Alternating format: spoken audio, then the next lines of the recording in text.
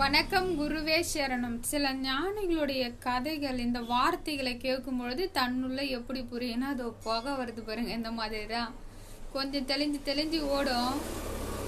என்ன அப்படின்னா நம்ம மனதினுடைய நிலை 3 நிலையை சொல்றேன் கேளுங்க. முதல் நிலை, அதாவது ஒரு மாடியில ஒரு குருவி நெல் சாப்பிட்டுக்கிட்டே இருக்கு. அதை ஒரு 3 பேர் பாக்குறாங்க. அந்த பாக்குற விதத்தை சொல்றேன், அதுல புரிந்து கொள்ளுங்க.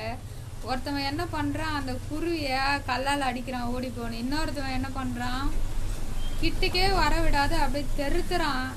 இன்னொருத்தவன் அதை ரசிக்க ஆரம்பிச்சுட்டான். அந்த நெல்லி சாப்பிட்ற அழகு என்ன அழகுன்னு. அதுதான் ஞானிகள் மகான்களுடைய அழகு. நம்ம நிலைகளுக்கு தகுந்த மாதிரி சில மகான்கள் ஞானிகளுடைய ஞான போதனைகள் நம்மளுக்குள்ள பதியப்படும். கொஞ்சமா சிந்திச்சு பார்த்து வாழ்க்கையில சில மகான்களுடைய வார்த்தைகளை கேட்கலாம். நன்றி.